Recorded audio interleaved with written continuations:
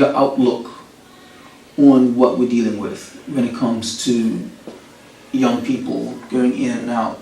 I don't really want cases, I just want an opinion and what you could see help change certain things. Okay.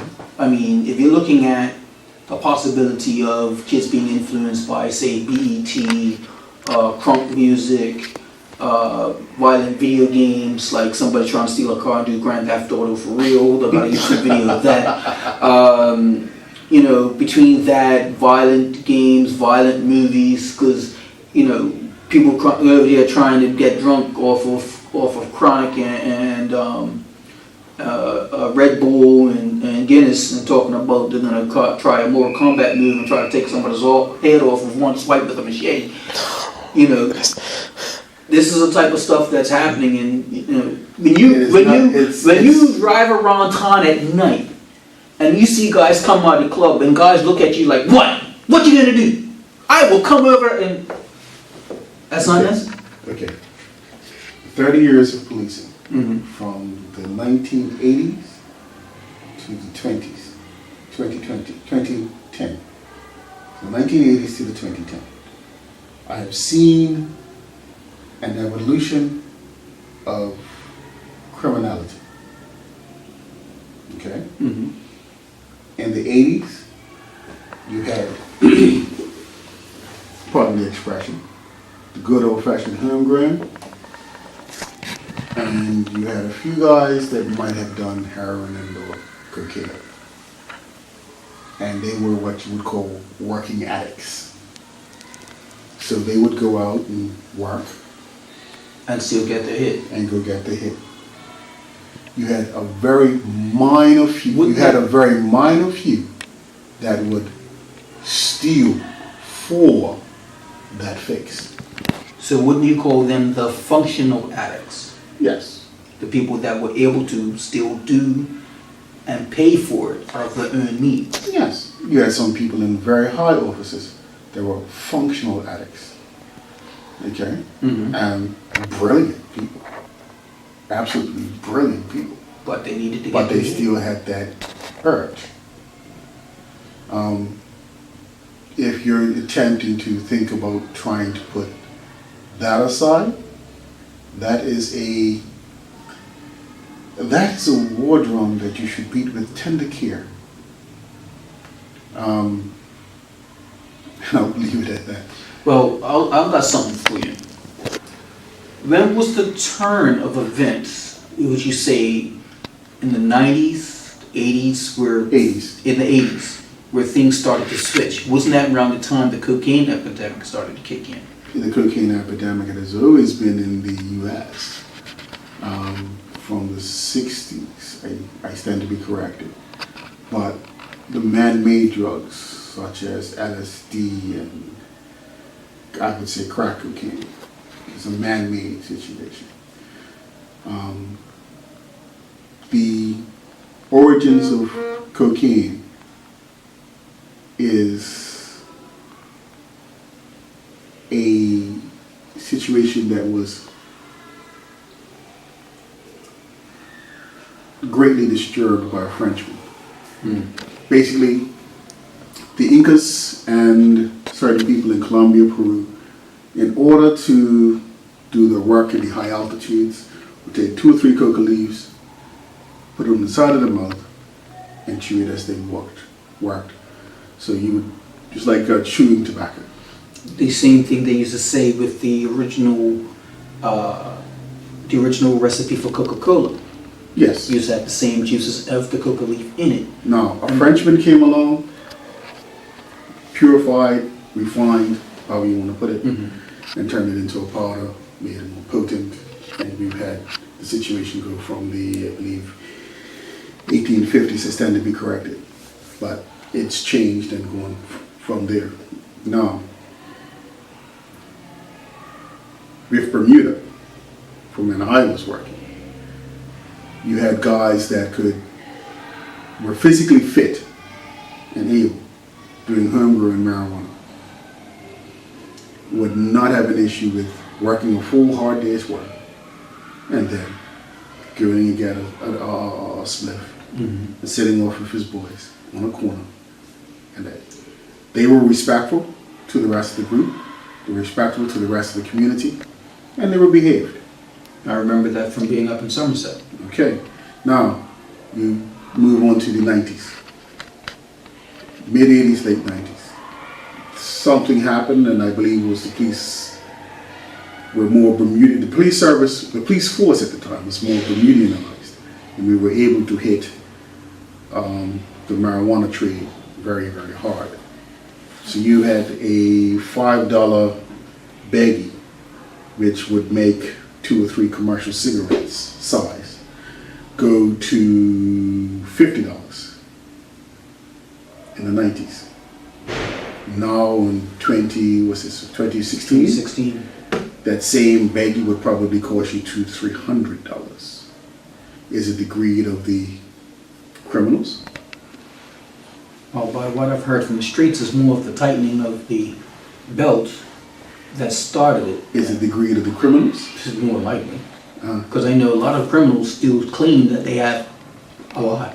Okay, so when you can state that, and the statistics will show that from the 1990s to now, the police only interdict about 20 to 30% of the illicit drug trade coming into the islands of Bermuda. How can you say then that It justifies the expense of it? you justify the extreme expense of it? There are criminals out there that have learned the capitalistic way. Of course. Be greedy, do what you need to do. Again, Now, that would explain one thing to me.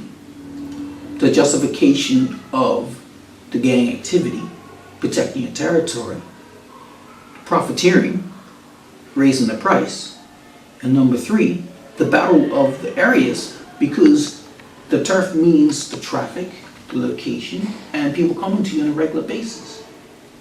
and so done, so said. But you also have to understand that it has to acquire itself and be here by a particular way or reason. People have to know what's coming in and what's going out and all those other wonderful things. Now, the thing I get from being a business-minded person myself is that if these guys actually did a business together and worked hard to combine into an industry, how much good would these guys have done and actually would have made a profit legitimately? When you say good, are you attempting to justify the fact that Pablo Escobar, No. Hold on, let me Okay, go ahead. finish. Pablo Escobar, the boy in Jamaica, Dunn, they had a system whereas they trafficked whatever illicit contraband that they did, but they helped out their communities. So much so that the communities would help them. That is not the situation in Bermuda. You have persons of all colors, of all social economic behaviors, doing things in order to benefit themselves. Okay, that's the point I was making was this. Not if they kept on bringing stuff in and build revenue from it. If these minds got together and actually built a legitimate business, making a legitimate profit, these guys, the salesmen, trade, income, books, the whole 9 yards, they know about distribution, they know about pricing, they know about profit taking, they know the basics of accounting, supply and demand, advertising, and how to get around certain things to make sure things run on a steady basis. And so, your statement being? My statement being, if these guys were able to get together and build a legitimate business and have a legitimate way of making money, how many millions these guys would have made by now? Okay, last year or the year before, a social work group were presenting a talk to one of the clubs. And one of the people made the statement that it was amazing when you got a person off of drugs, how much of a hustler that person was. He could sell ice to an Eskimo, sand to an Arab, and give the people of Atlantis all that they needed. And they're not even real. In other words, I agree with your wording completely.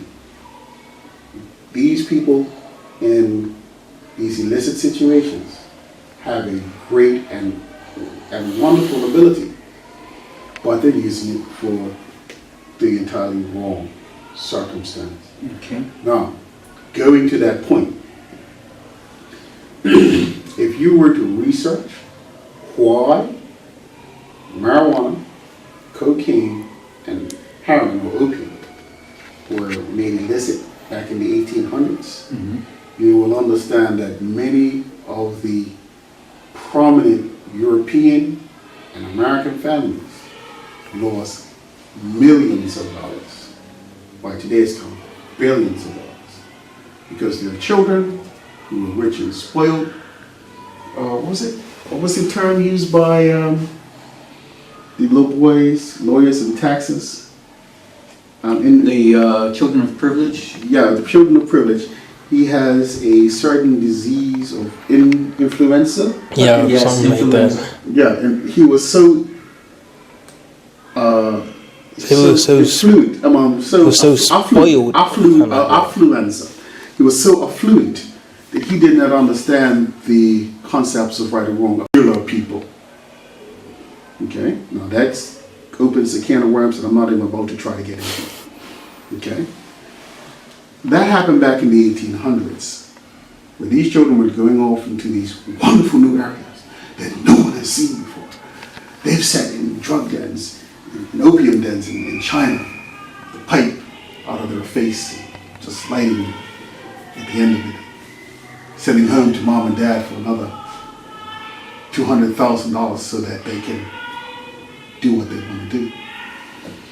That is why we have laws against these drugs that we have. Because of those influential families back in the day having those issues, they lobbied their people, and we have what we have. Okay, well, I've got another question for you. Since we're in the 2000s, we've banded together so people could do whatever they want. What is your thought on decriminalizing this stuff? You do understand my earlier statement of functional addicts. The statement of functional addicts is what you would wish to have. So, if you wish to decriminalize something, let's go with the basic and easy situation of alcohol. Once upon a time, a dreaded and nasty thing, because it made the Negro man think back in the 17 and 1800s. Laws were stated or statements were made that it made the Negro man think more of carnal thoughts than Puritan thoughts. That was just alcohol. And now we have again this Puritan situation, trying to ban all things that would seem to cause disruption in a otherwise peaceable society. Yeah. Now, hold up. Now let me segue to a little jovial situation. Remember that movie with Sylvester Stallone and what's his name, the black actor? He had eyes. Sylvester Stallone was a police officer, and there was a criminal that was out of control, and they both got cryogenically frozen. Denzel Washington. No, it was Wesley Snipes. Wesley Snipes, Yeah. right. Now, that movie there, they came from a very violent time, cryogenic and frozen brought back to life when everything was correct. I remember this movie. I can't remember the name of it, but I remember the movie. Okay, so now let me put that into the aspects of what I'm saying. I see us going towards that situation. But even in the most puritan of situations, you have that underground persons that are not happy with it. You must find that equal balance. Now, to decriminalize marijuana, fine. But you will spend more money on rehabilitation if you don't raise the children to have a work ethic and an ability to do for themselves so they don't have to steal and do whatever. As any roster would say to you, if you respect God's plans, you will be respected. Now, on that point, I'm going to redirect it. For anyone that sees this video, we're looking at the different things when it comes to a society, a Puritan society, which actually, in a sense, dumbs down or even lacks any ability to justify anything because it's so pure. And I cannot remember the name of this movie, but it's Wesley Snipes and Sylvester Stallone. They go into the future, and I remember specifically because they actually take out fast food. The only fast food joint that was available because of the low salt intake was Taco Bell. Yes. Not only that, but physical interaction within humans was absolutely. There was no interchange of bodily fluids. You put a electronic device on, and everything was through virtual reality. The two of you sat apart a few feet, and you did whatever. Right. According to this virtual reality. Now, for any anime fans, I would recommend it's something of the world without. It's a movie about a world without dirty jokes, and that's another one I would recommend for anybody that's looking for a sterile environment. In this anime, they actually have collars around the neck, so if they actually think dirty thoughts, the collar would be set off. And the police, also the Puritan police, will come around and arrest you for being dirty. Salacious. Also, another one I'll think of is psychopaths. Psychopaths is another one where in a society where people don't even think criminal thoughts, in psychopaths, if you think a thought, police will actually come and try to arrest you before you actually did the deed. These are some. You talk about Minority Report. Yes, Minority Report is also another good movie. But okay, getting back to the legalization of marijuana, I will make this statement again. Any roster, any true roster, would make the statement to you: if you respect God's plans and God's wisdom, you will be respected. Most people will not take the recreational idea of alcohol, drugs, and all these other things in the correct manner. There will be people out there that will profiteer, and that will cause your situations whereas people will say that they're not addicted to a particular drug, but require it because it makes them feel as if they know better than everyone else. I would like to emphasize on that. If you actually go on YouTube and look at some of the videos that's been posted, especially when these guys actually have a new form of marijuana, which is actually in a liquid form, it's pure THC in a vial. And I remember this one video, the guy took it, talk about how high he feels and everything else, and he smoked it. Took a big huffing puff, the room was halfway full of smoke, and all of a sudden he's looking at the guy doing the video, and he spazzes out. He completely loses it, talking about his stuff in his head, everything else. People have to remember, number one, the marijuana that's coming out today is a lot more potent than it was many years ago. Same thing with alcohol. Back in biblical times, the alcohol content in a glass of wine was about... But it was more deadly. You had 5%. No, hold on. Not even 5%. Okay, you need some history lessons. Mead, basically honey. Mm-hmm. A bit of mead, basically honey with a bit. I'm talking about back. Hold on. Can I? Mead, honey and yeast. Yes. Left to ferment. Mm-hmm. Could be a good 70% if left long enough. Then you had the regular grape, which was again fermented, but they added sugar or something else. Mm-hmm. The vessels that they put them in were clay pots that were absolutely excellent for what they were supposed to do. They had spirits, distilled spirits, and those were a lot stronger, but they didn't have the purity content. Mm-hmm. So back in biblical days, and I believe it's in the Bible, drinking is not a bad thing.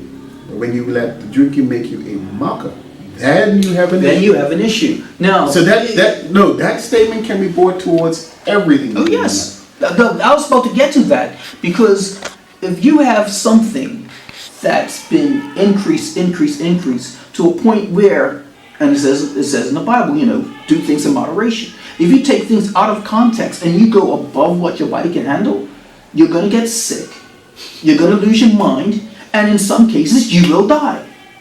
Well, now going back to this THC thing, the pure cocaine thing. Well, pure marijuana. Yeah. Pure marijuana. Taken, I believe, I stand to be corrected. It's taken from the resin of the sensimility of the buds. Mm-hmm. And that is what you distill into that. I know of people who routinely go to Amsterdam, and you're told you'll be in a room with your friends, and here's a single brownie. And I've heard people say they have sat for 8 hours in one spot, looking at a hole in the wall. I'm sorry. That's 8 hours of my life wasted. I would prefer to have a very, very strong moonshine and be laughing and joking with people, fall down a few times and get home in my bed and be comfortable, and to be sitting in one place, unable to control my bodily functions, staring at a hole in the wall and contemplating how that hole is just there for 8 solid hours. That's one to you. Look, right now we're going to come to our close of record time. We have to do this again. This is a very interesting subject. It's going to be interesting to put this up. This is Bermuda You've Been Served, and we've been giving you a big heaping dose of, how am I going to call this? A smorgasbord buffet open up with a little bit of history, suspense, and some decent conversation. This has been a lot more than I could say I was. And here's the funny thing, people. We just did this off the top of our head. This has been unscripted, unrevised, on the spot. We just came over to look at the room and doing the recording. This is madness. This is absolute madness. So hey, Bermuda, this is the sound that we got on the island. Bermuda, you've been served. Peace out.